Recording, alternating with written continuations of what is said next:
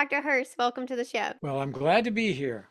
I'm very glad to have you. And you and I have chatted on the phone before this. And I have to say that one thing that really stuck with me was the way that you knew absolutely nothing about me, but you nailed me in so many ways. I found that my mouth kept dropping open by the things that you knew about me with simply having the information of that I'm the oldest, I was the firstborn, I have a younger sibling. We talked briefly about that. You also had said things about my husband and who he is a human and how we interact. And I just cannot wait to bring this to our audience. So I'm excited to have you here and I'm ready to just kind of dive in. But before we do that, I want to start with why should we care about this? How does understanding our birth order, impact our interpersonal relationships and how we move and function throughout our daily lives?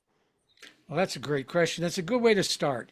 Let me say that the effect of birth order, your birth order, everyone's birth order, is the unseen force that is running behind our lives and helping us make decisions. You think your decisions are independent, but they're really based on your birth order. So what we have to do is tap into that force. And once you tap into that force, boy, everything starts to look really easy. And the simplest way to look at birth order is your number of birth within the family. But that's really way too simple because the family structure tells you what your real birth order is. And there are a number of factors that go into play, such as stepbrothers and sisters, the spacing between children. What if there was a death in the family of the children? That would make a difference. What if one of the children is handicapped? What if there are multiple births, twins and triplets? They take a lot of energy out of the family, and that can affect the other children. So you have to look at all these characteristics. And in our book, we explain these things and take the reader through these steps to find their true birth order. Because you might be a 2, but you're really acting like a 1. Or you might be a 3, but you're really acting like a 4. So all these things are important to first find out who you really are. And we can go through each birth order if you'd like, and I can tell you a little of their characteristics. Oh, Before we do that, let's talk about how understanding your birth order is connected to our ancestors. well, the birth order connected to your ancestors is if you understand your ancestors' birth order, if you can figure that out based on their brothers and sisters, you will all of a sudden understand that ancestor who you never met. Just like when I talked to you, once I knew who you were, I could tell you a little bit about yourself. But you could tell that about your great great great grandfather if you knew his family. You would know where he was in the family and was he a soldier in one of our wars? And what kind of soldier was he? And so these are really important things. In fact, if people write books about history, if they understood the birth order, they would understand the characters in their books.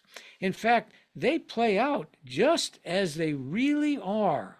Okay? And we see that all around us. We see that in movies. Do you remember the sitcom Everyone Loves Raymond? Yeah. Well, there were two brothers there. There was a number 1 and there was a number 2, but there was some sibling rivalry because everybody loved Raymond. Well, Raymond was number 2, and he dethroned his older brother who was number 1. And remember, I think it was Robert was his name. He just was floundering in life. He just couldn't make it.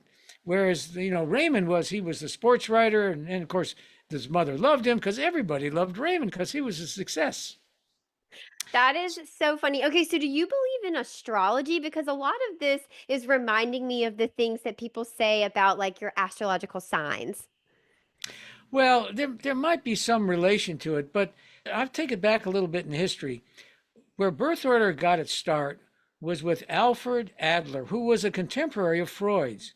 And Freud thought that the children, their behavior was really related to their interaction with their parents.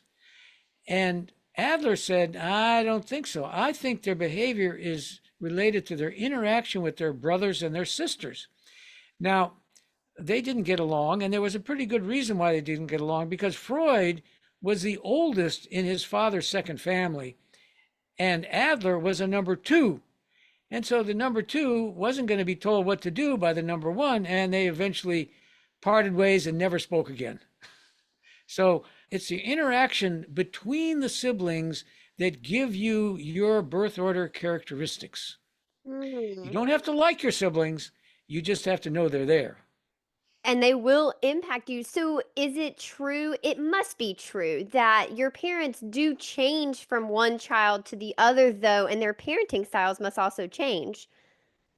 Well, that's wonderful because you shouldn't treat all your children the same. But if you start out with the only child, the first birth, that child is influenced by the parents only.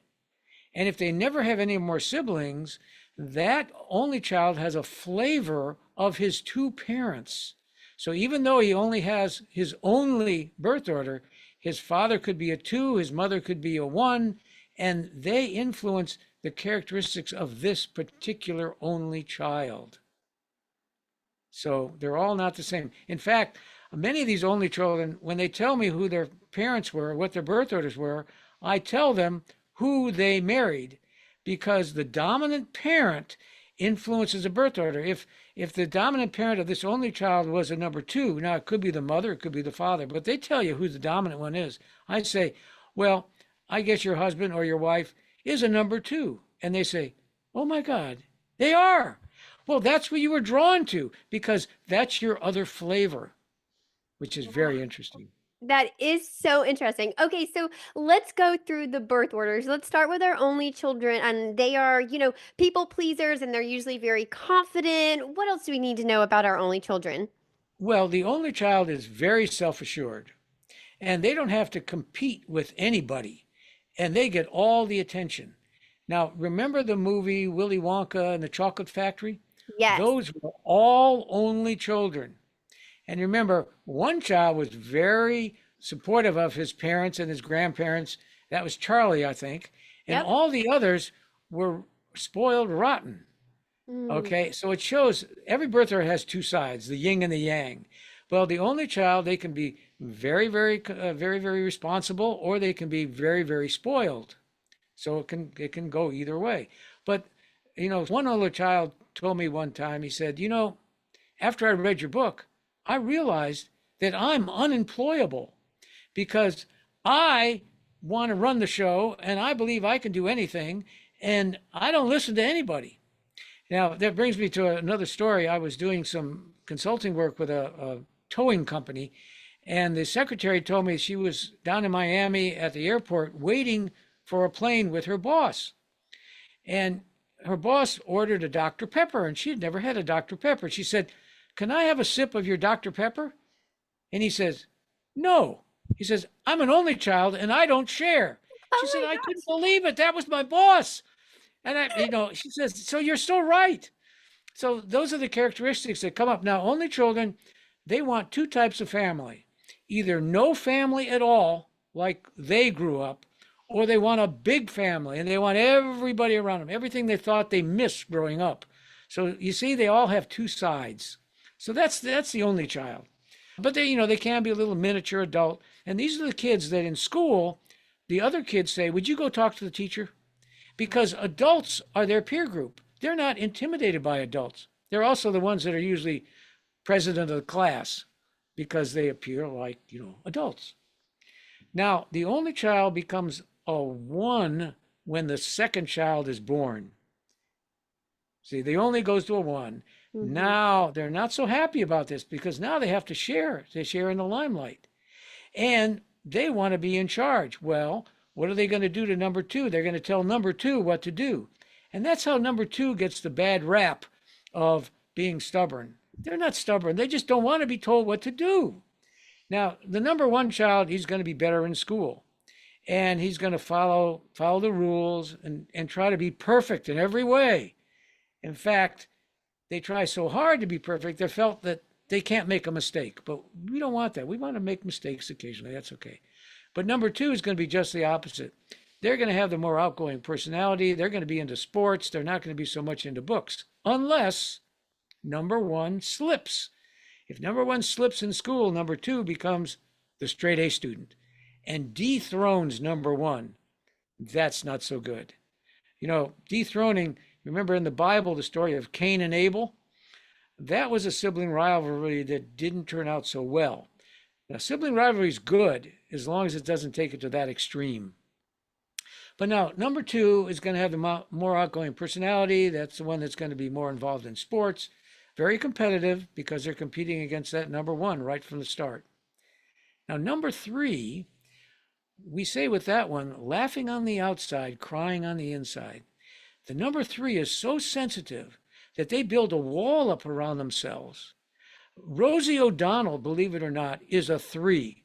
And you say, how can she be a three? She's so tough. She's not tough. She's just built this wall around her. But I'm trying to think of the nun that was in India. She was a number three too, and she was they're very involved in religion. They see life very differently. They could be environmentalists.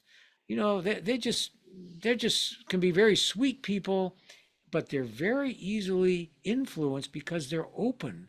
So we have to be careful with drugs and alcohol with number threes because they're willing to try things. Oh, I just remember Mother Teresa. She was the number three. But they can be artistic. They can be into music. They like to help others. Very Uh, intuitive people. very intuitive. Yeah, they love groups. They love to work in groups.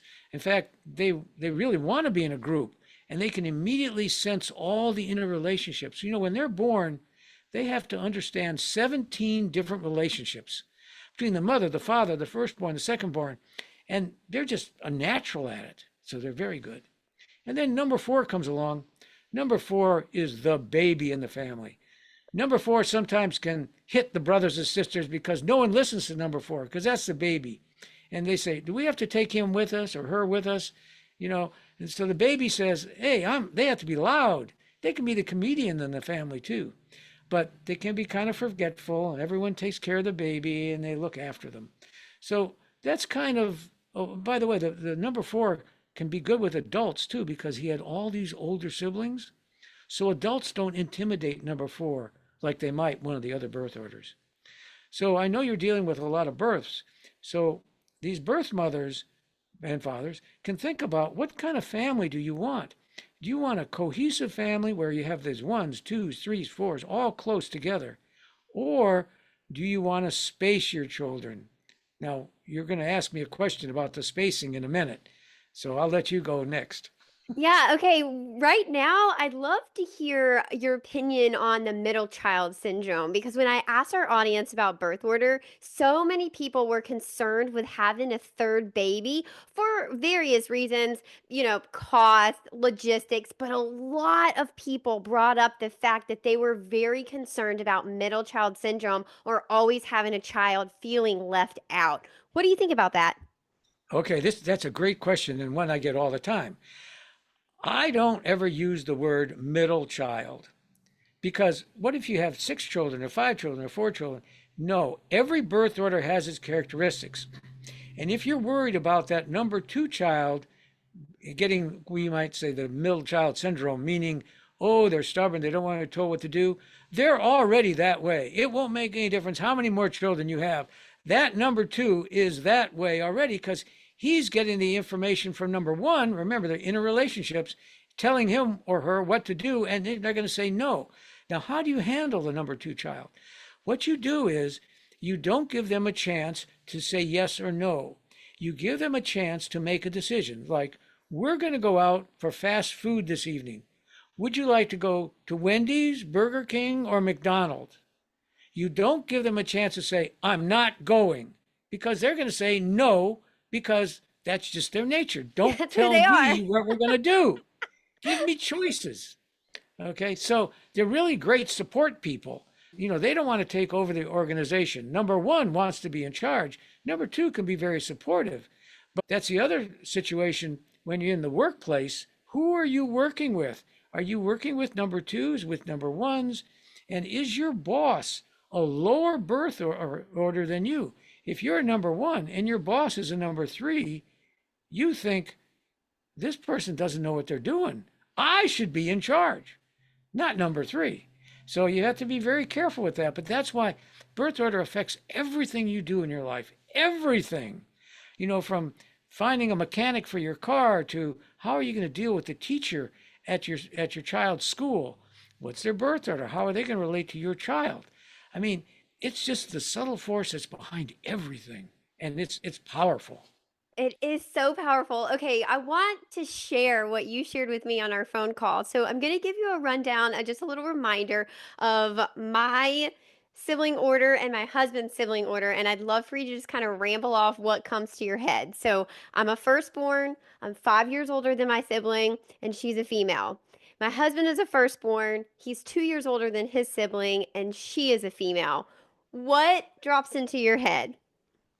Well, the first thing is that you, being a double birth order, meaning you had a 4 year or 5 year gap between you and your sister, have a double birth order of a one and an only, which gives you the power in the relationship. What it does to your number one, it magnifies, intensifies, and amplifies all those number one characteristics. You are so strong. Okay. Now, your husband is also a number one. He understands where you're coming from. And that's kind of a love at first sight. You met someone with your same birth order. The difference is that you're stronger. At times, when you turn on that only side, you run the show. Other times, you're just a one, just like him, and you're just getting along just fine. The problem is that there can only be one image in the mirror at a time. So one of you has to step out of the way to let the other one shine. And I think you've probably figured that out already. We have. That is so wild that you just are able to nail that so well by just that information. Yeah, now your little sister, she may have been she is a double birth order too, because there are no others, just the two of you. She is a two only. And if twos don't like to be told what to do, she is an immovable object when Yes. she doesn't want to do it. She also has a tremendously high pain threshold. Things don't bother her that would bother you. When she was little and she skinned her knee, no problem. You would have a Snoopy bandage on your knee forever. Okay. Now you also kind of held her back a little bit when you were going to school because you were the older sister and she didn't really shine until you were out of high school and she was into high school. Then all of a sudden she became her own person. But all that time, that older sister kind of, even though you were 5 years apart, it kind of put the damper on her a little bit. You held her down. Now, your husband had a number two sister. Now, in this case, we'd ask the question, was he better in school than his sister, or was she better in school than he was? I actually don't know the answer to that. And I couldn't even hypothesize because they're both very intelligent people that both have higher degrees now. They both work in healthcare. Okay. Well, what we're looking for is to see if she dethroned him because number two wants to dethrone number one, and that only really can occur in school. So it looks like she was trying to because she has a advanced degree as well. So they've got some sibling rivalry there, and that's good. A little bit is good because it keeps you on your toes. But he seems to have held her off, so to speak, and he hasn't been dethroned. Were either of them athletes? Yes, actually, they both did high school sports. Different sports, I hope. Yes. Yeah, so it looks like sibling rivalry at its best. They were at each other athletically or at each other academically, and that's great. A little bit of rivalry is great. It just brings out the best in them. So it looks like he kept his position and she's still trying. You find out your birth order relationships all over again when you have Thanksgiving dinner or Christmas dinner. Everybody ends up in the same place they were before they got their higher degrees. If you were the baby, you're going to be sitting at the little kids' table again. That is so funny. Okay, the way that my presence, I guess, kind of overshadowed my sister until I got out of the house, would that have still been present if she had been a male? No, no, it wouldn't have been. But that male depending on now, one of the things we look at to try to find your true birth order is cultural differences. In certain cultures, the male is perceived to be higher than the female, and so without doing anything, he could, if you were close in age, he could have dethroned you just because he was a male. That would have made you very unhappy. It might happen in, I think of Italian cultures, Jewish cultures, where the boy, oh, he's everything. And so, what do you do as number one when boy's number two? You can't fight it. It Mm, just happens. And so you can be very resentful of the situation, or you could fight back. yeah. I'll give you an example, not of cultural things, but Hillary Clinton is the number one. She has two younger brothers. She fought to keep that position. And so she became tough. Julia Childs is also a number one, but Julia Childs also wants to control people, but she did it through cooking, doing, taking care of you, being so good to you. You know, how can you be mean to me? I'm so good to you. See? So I'm number feeding ones you. have their way. There are two ways to control you, either through, verbally, or they can just take care of you. And how can you resist? You have to do what they tell you. I love that. Okay, so we keep talking about healthy sibling rivalry. How do parents foster that type of culture within their home? They don't have any control over it. Wow. The kids do it themselves. Now, there's a couple things you can do to not make it worse. And, I was an orthodontist for over 50 years, and I've seen so many families, I've seen so many kids in the same families. And what I tell them is, let's say there's two boys, don't let them play the same sport.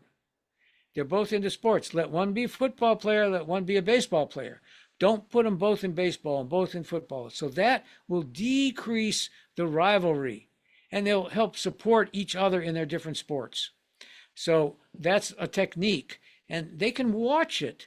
They can't do too much about it because if number two wants that number one position and number one can't fight back, but then what happens is when number one drops out, they have to be very supportive of that number one because number one doesn't know what it's like to be number two. Remember, they started life as an only child, and now they went to number two from number one. It's not good. And we see that and I know you're going to get into this later, with blended families, step brothers and sisters. All the children that move up in birth order by their age or keep their same birth order adapt perfectly to the new family. All the children that get demoted in birth order are a problem. And you can predict it from the start. I'll give you a little story. I had a patient, she was an only child, and her mother, they were divorced. His mother was divorced for a while. And then she decided to get married. And it turned out that in a small community, she married a fellow that I was treating his two kids in my office. So, I knew the whole family situation. So she was excited about getting two sisters. Remember, she was an only child, getting two sisters and a dad. Well, when they had something in their mind, because when they moved, she said, "Mom, we don't want to sell our house, keep our house." So she moved in with the new family. Now she had to share a bedroom with her two older sisters. Older sisters? She went from being an only child to a number three. She liked having a dad now, but she didn't like being a three. And I saw her attitude in the office change. She wasn't brushing her teeth. She was breaking things. School wasn't going well for her. Only children, books are their first friend, and they're great in school. Everything fell apart. Within 6 months, she said to her mother, "We have to go back to our house." And so she made the decision for the divorce. That's the power of an only child over the parent too. But it shows you a demotion and how they interact in these family dynamics. It's a good story because it's true. Yeah. Wow. Okay, so what else do we need to know about blended families and blending different age children? Well, before they blend, you can just look at, it's the Grady Bunch. you can look at the ages and you can see which child is going to need the extra support when we get together. Little Jimmy here, who one number he is when he starts, but you can say now he's going from a 2 to a 4, so he's different. Or you can say, oh, now this one's moving up. This one's going to be no trouble at all. So you can be prepared for the problems. Sometimes the parents say, well, my children have gotten along great in this new family. It's your children that are a problem. Well, it's not their children. It's just their numbers. Maybe all their children got demoted. So, you can predict it. That's birth order again. It's in your life. It's there. If you understand it, you can make your life so much less stress in your life because you know what's going to happen. And That it does. is wild to me. I mean, just every time I have a conversation with you, my mind is blown even a little bit further. Okay, so that leads me to thinking about really, really big families. What about the families who have beyond five children, six, seven, eight, nine, 10 kids? Yeah, that's a good one too. I was giving a talk at a Catholic school and somebody raised their hand and I talked about the only, the one, the two, the three, the four. And they said, Dr. Hurst, do you know where you are? And I said, well, I was at this parochial school. And he said, do you know who you're talking to? And I said, well, fill me in. She said, you're talking to Catholics. We don't stop. So tell us what goes on. So there's your question. Well, birth order starts all over again with number 5. Number 5 is like a number 1. Number 6 is like a number 2. Number 7 is like a number 3. And I use the analogy primary colors and secondary colors. It's the same color, but it's not as intense. If number 2 was pretty stubborn, number 6 is a little more mild than number 2 because he's a number 2, but he's a number 6. He's a second order. And then the third order number 2 would be less. So it just, it's the same number. They had to use the same skills in relationships, same personalities, but not quite as vibrant. That is So, fascinating. Okay, and what about alliances? So I could see the one and the five kind of making an alliance, but then you've got two ones that are working together. Is your two and your six making an alliance? Talk to me about what alliances might look like in these bigger families, or even, I guess, in families of three or more. oh yes, sure. Well, we know that number 1 and number 2 are not going to work together. Okay. Okay, because they're like dogs and cats. They're natural enemies. Okay, Okay. number 3 likes to promote the animosity between number 1 and number 2, and they're very good at relationships. So they know what triggers to pull, and then they say, "It wasn't me. I didn't. I had nothing to do with it." Okay. Now, but when you get alliances, well, let's talk about the first 4. Number 2 gets along pretty good with number 4. Why? Because number 4 is a baby, and number 4 won't tell number 2 what to do. And if number 2 tries to tell number 4 what to do, they just ignore him. So those two, the 2 and the 4, get along pretty well together. Now, number 1 and number 3 might get along pretty good because number 3 is that older sibling, and number 3, she or he can go with the flow. Okay. But then when you get bigger families, you're exactly right. The number 2 and the number 6 will get along great because they're the same people. That goes along with love at first sight, too. There's 2 types of love at first sight. One is when you meet someone with your same birth order, like you did, pretty Yep. close. Okay. That's one type of love at first sight. There's a little problem there because you can't occupy the same space, so you have to have a division of labor, so to speak. The other kind is when you meet someone in your family with the same birth order as someone with the opposite sex, Hmm. a different gender. For instance, if you had a younger brother, number 2, and your husband, who was a number 1, had a sister that was a number 2, okay, his natural would be to find somebody that had a sister that was a number 2, someone in his family with the same gender that he understood. If you do that, I've never seen a situation like that. And I've talked to thousands of people and I have them raise their hands. Did anyone have that relationship in a marriage? Did anybody get divorced? And I've never seen a hand go up. Wow. Because you don't have to like that sibling. You just have to understand them. So just like you understand your husband being a number one, he would understand a girl being a number two because he had one in the family. You, on the other hand, only have a girl number two. So if you met a man, you'd think of, yeah, wouldn't the gender wouldn't quite mix. It would be good, but it wouldn't be quite exactly. So I was So, pretty much destined to marry a number one. well, but you could marry a two also, but just the gender wouldn't have been right. Got it. You could have married a two only, like your sister, in a boy that had a sister that was a one only, like you. Got it. See, that would Yeah. have been a perfect match. But the problem there is both of you have double birth orders. And at times you'll be both onlys and you're going to kill each other. Yeah. And then at other times you would have been a one and he would have been a two. And you'd have your own space. See? So that's where the double birth order things come in. And we were talking about there are two types of double birth orders.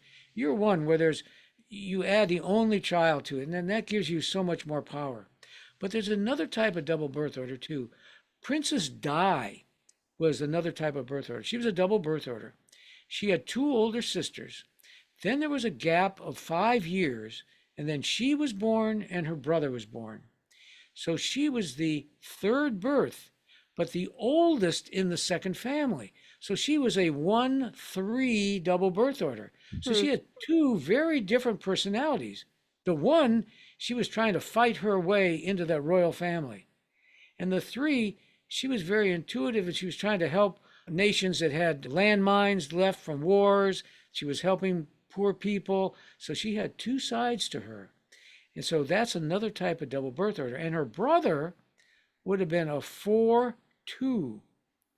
And you remember, he was very outspoken at her funeral. He said, the royal family did this to her. He was very angry. But the angry, that was the four, and the four is the baby, and the baby says anything that comes to their mind. By the way, we now have a president with a double birth order. Oh boy. He's a 1-4. Oh And man. that's why no one can understand him because he's a four and he tells funny stories. He tells people, he makes fun of people. He's a child. And the one side, he's very presidential and he has the nation's interest at heart and he wants the best for America, make America number one again. So that's why he's a great negotiator because they don't know who they're negotiating with, the number four or the number one. But hopefully he has it in his heart for the best for America. And he uses those skills who he doesn't even know he has to get what he wants. And he's kind of done it. Yeah, it makes sense why he says whatever comes to his mind now is because he's Exactly. bored. Yeah. Exactly. And they always say, if you would just cut that out, you would be fine. He can't control it It's who because he that's who is. he is. Yeah. Yes. And that's the thing with double birth orders. If you understand who you are and you control it, you can say, today I'm going to be number four and I'm going to have a great time and I'm going to have fun, but I know my limits.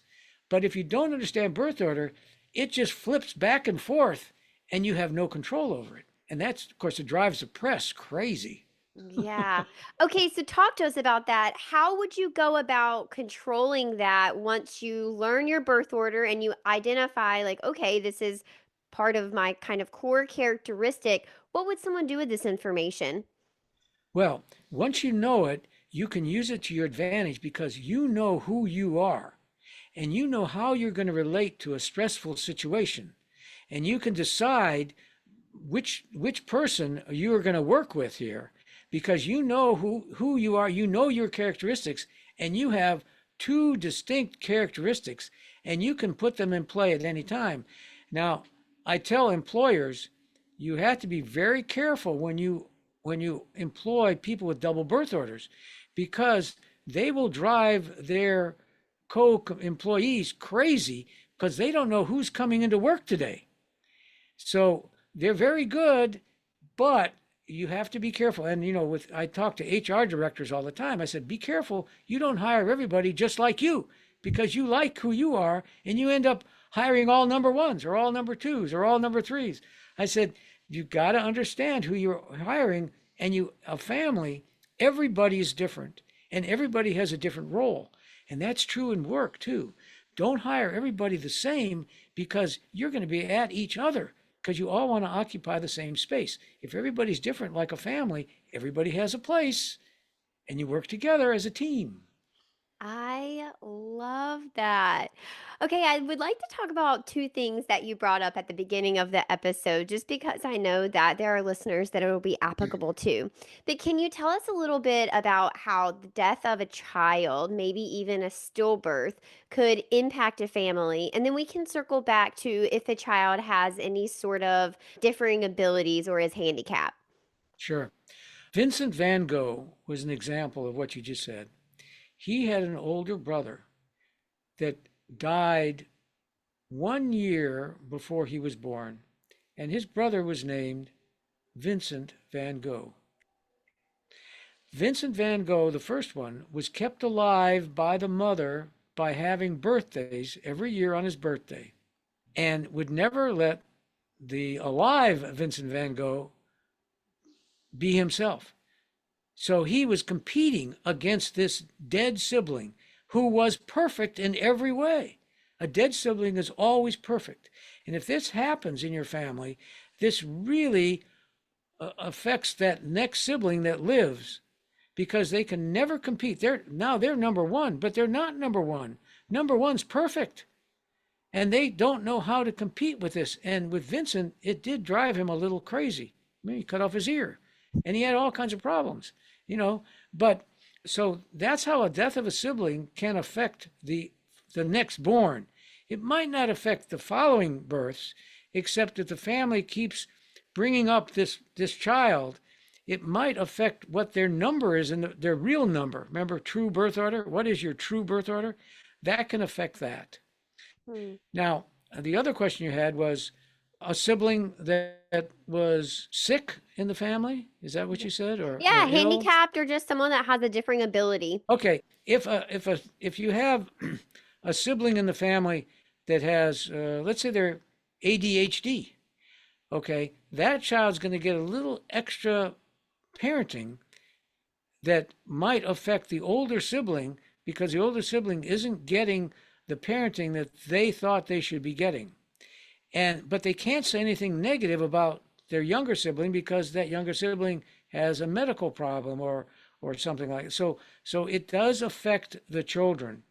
Everybody above the sibling with the problem will be influenced by the problem. Twins, if there are twins in the family and they're the second birth, but they're really a two and a three, that affects number one because number one expects all that uh, you know, caring and attention. But now the twins, it's always about the twins. It's always about the twins. That affects number one. Wow. And you're competing with two people instead of just one. Oh, you can't win. Yeah. And twins often feel like one unit already. You can see that they're just like they just operate on a different wavelength. They're always connected. But they do have individual birth orders. Whichever twin is told he's the oldest or she's the oldest will assume that birth order number. Always. And Wow. even if they weren't, even if genetically they weren't, whatever they're told, they have that birth order. I see lots of twins, and they make it known.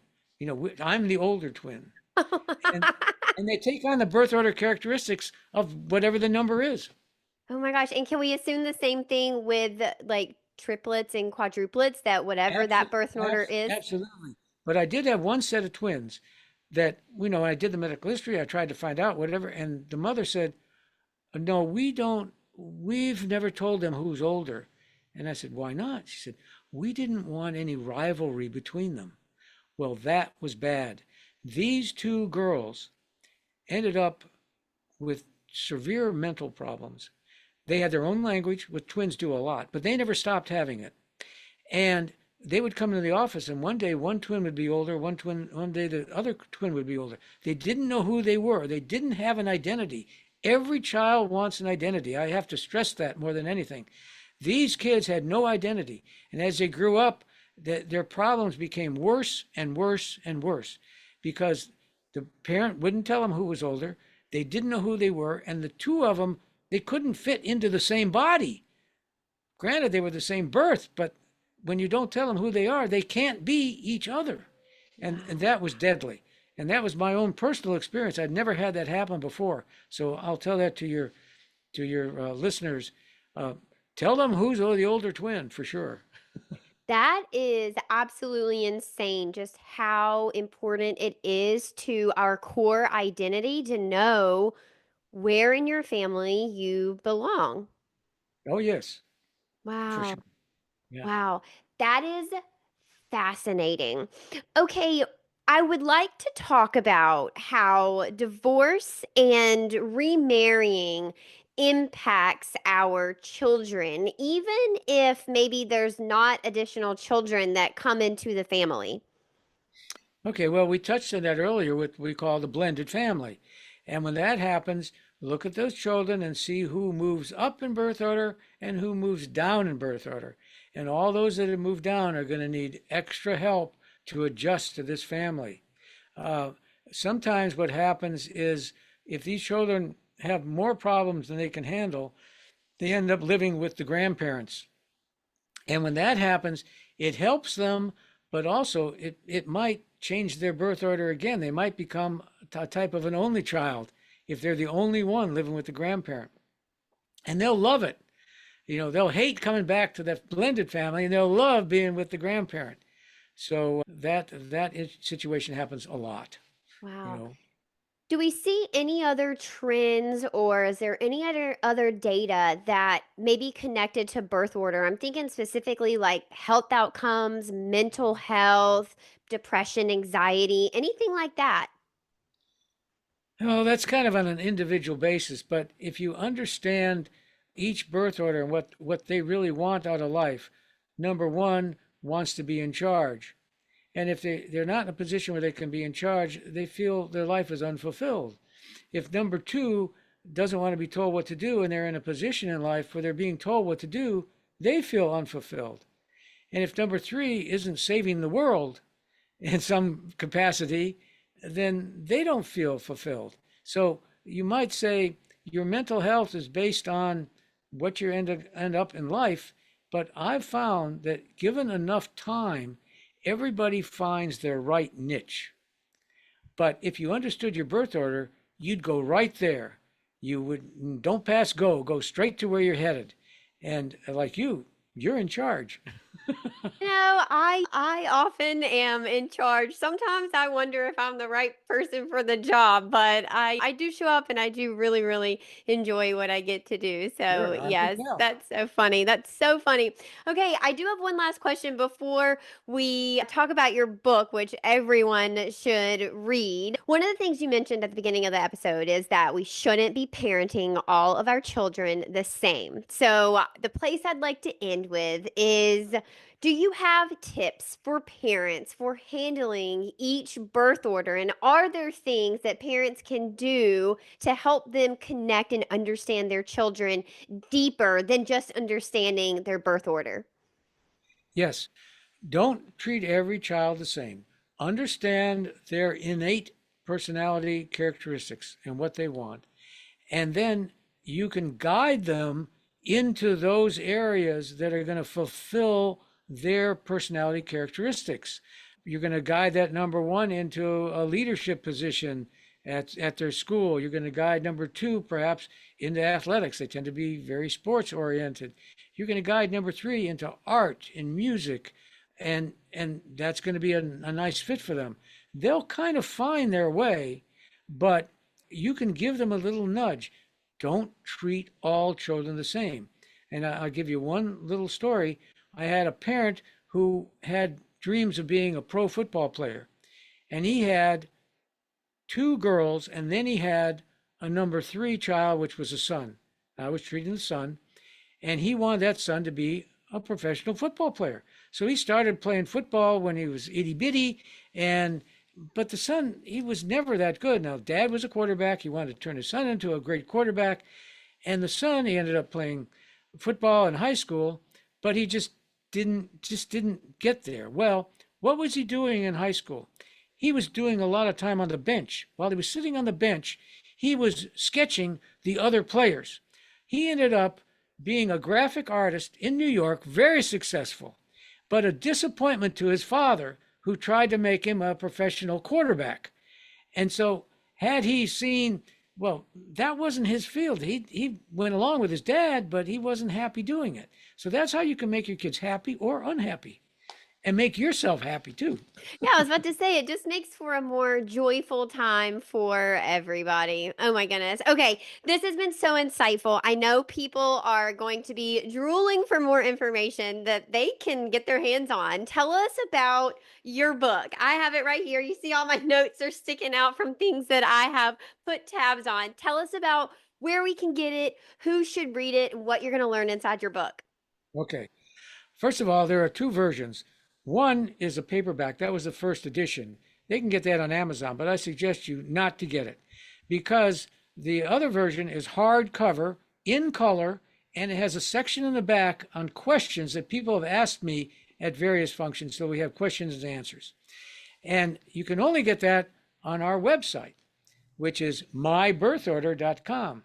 And if you do get it on the website, I will autograph it for you. And if you give me some information about you and your family, I'll try to put a little something in there about birth orders for you. So you get a little something extra, okay, if you do it that way. But what we also have is we have it on a USB. I'll hold it up here. It's a USB. Get that on the website too. And you just plug that in and it's narrated. I'm narrating it. And it also has all the pictures in color. So if you really don't want a book, and I do suggest to get the book because you want this on your coffee table, especially at Thanksgiving dinner, because everybody can look up their birth order and see, oh, that's me. Oh, that's you. And then you know how you what you're dealing with. So that's what I suggest. Dr. Robert, this has been so informative. This has been such a wonderful episode. Before I wrap up, is there anything else that you want to lay on our audience that I have not asked you? Well, I can say that there are other books on birth order, but this is the only one that's written about normal people. I have examples in here of people you know, and I try to put all the situations together, all the different genders, boy, girl, boy. It gets a little tough when you get to number four, but I try to give you examples of families that are like this so you can try to find your family within the book and understand your situation. I think that was one of my favorite parts is that at the end of each chapter, you do have the familiar faces that we all know that are that birth order or you portray that type of family. And I found that incredibly helpful. All right, you guys, I know that this information is going to be a total game changer when it comes to building your families and or if your family's already built, understanding the children that you have. I'll see you in the next episode. So be sure to follow Dr. Robert Hurst, and you can find me at Tranquility by He He and at the.birth.lounge. Until next time, head to your app store and download the Birth Lounge app for evidence-based childbirth education and data-driven postpartum support delivered straight to your phone. Bye.